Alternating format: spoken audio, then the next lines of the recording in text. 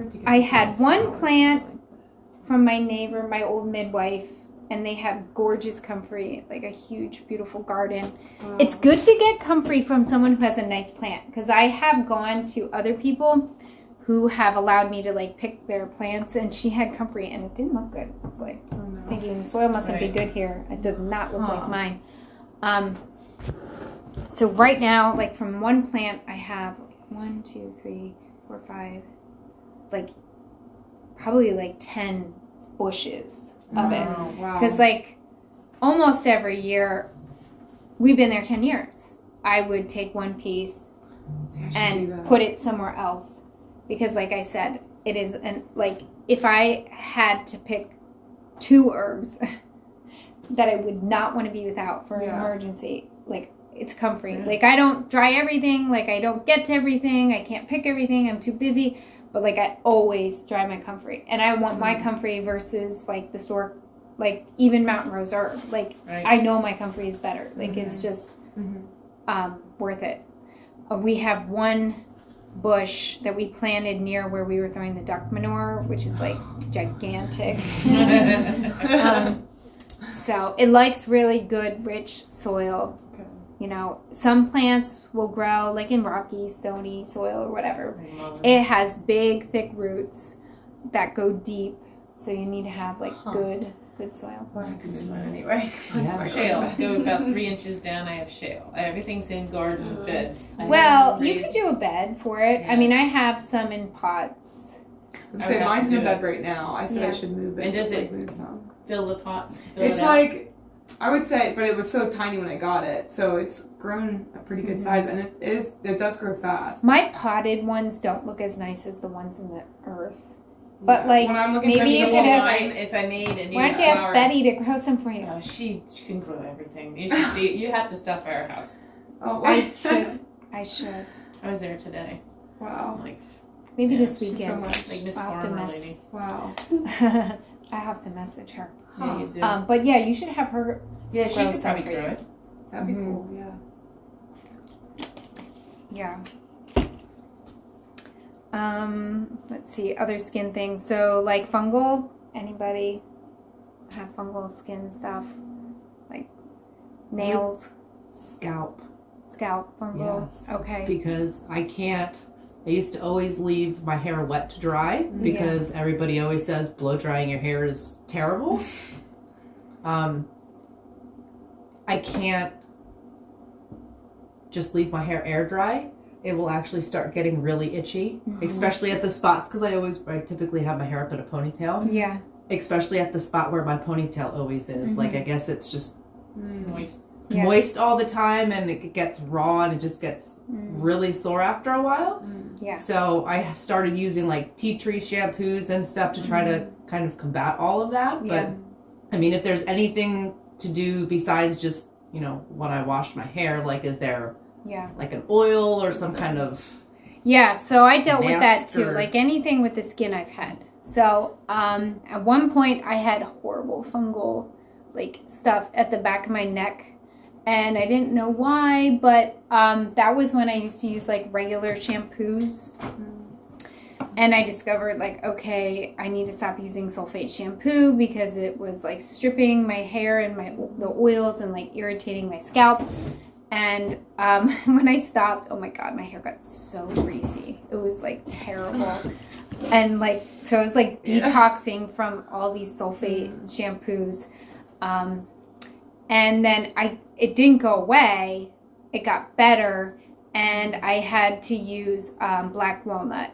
So every year, that's another medicine. I would say black walnut and comfrey I make every year. And my black walnut tincture is my most popular salable item. I would say, I don't know why. I don't know how that happened. But my YouTube channel, I have like 30,000 views on 2 black walnut videos. And I get like messages from people like warning like about sharing about it. Like, because of the FDA. I don't know. I'm like, great. That's going to be probably their next targeted herb. And on my Etsy shop, I had that come down. They like, I had to like repost all my herbs, and like you can't say anything like that they do. Which I knew. I had a friend like posting stuff for me, and she put like a little bit of like blurbs from like a herb book or something, and they got taken down, but I put them back up. Anyway, so I make the tincture, and that if that doesn't work, so that's just like, oops. Tinctures are made usually with alcohol, vinegar, or vegetable glycerin. Like I have black walnut there. The trees are growing them right now. I usually harvest in August or September, and I'm gonna have a class like every year. For the last couple of years, I've had a class on making it. Like sometimes we do like a make here. So we'll make that. Show you how to do it. So if you use the tincture, you put it on a cotton ball and you dab it onto the spots, like making it pretty soaked. If that doesn't work, it depends how bad it is, then I use the straight juice from the hull. And you have to cut the hull and use a mortar and pestle, or if they're super ripe, you don't have to use a mortar and pestle. You can just squeeze the juice and rub that on. It kills fungus like nothing else. That's why it's on my hands right now, because one of my kids has ringworm. Oh, that's fascinating. Yeah. And it's the only thing I know that works super good for ringworm, but it makes things black, which is not convenient, and I guess that's why the creams were invented, but it works really, really well. It literally like kills it. So anyway, Stephanie, I would say trying the tincture first. If that is not strong enough, then it would be the hull. And what else I do with the hull is, because we've had so many skin things, because my kids wrestle and are always getting, well, ringworm is one, but there are other skin infections that get passed around.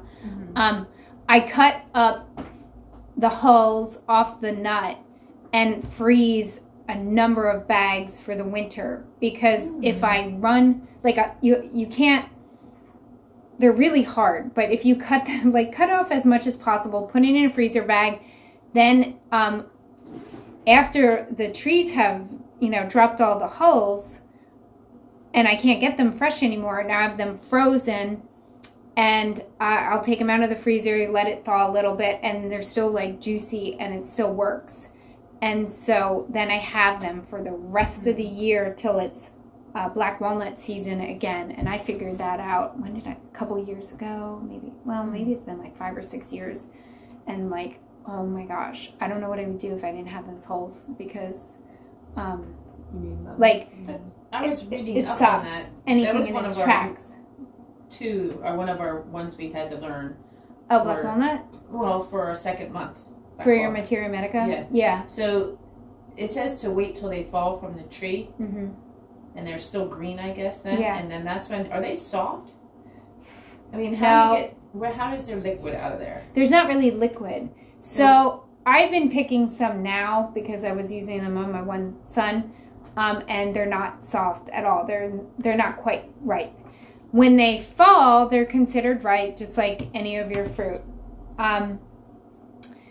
The skin is hard, you know, the shell. If you cut into it, it's a little bit, you can squeeze a little bit of juice from it. So like, I don't know Didn't what they it say would. boil it or something? Isn't that what you're supposed to do or something?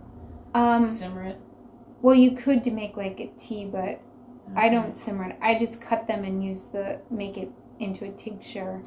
But when they're ripe, they're like they are a little bit juicy. Yeah. Just keep chopping it up and just Yeah. use a blender. No. But it might kill your blender. Oh yeah. They're pretty hard. Yeah. I don't know if that would work. We're just trying to figure out how to do it, because I have a walnut tree that he has like 6. Yeah. Okay. So that was a long answer for that, but That's yeah. okay. Well, that's good to know.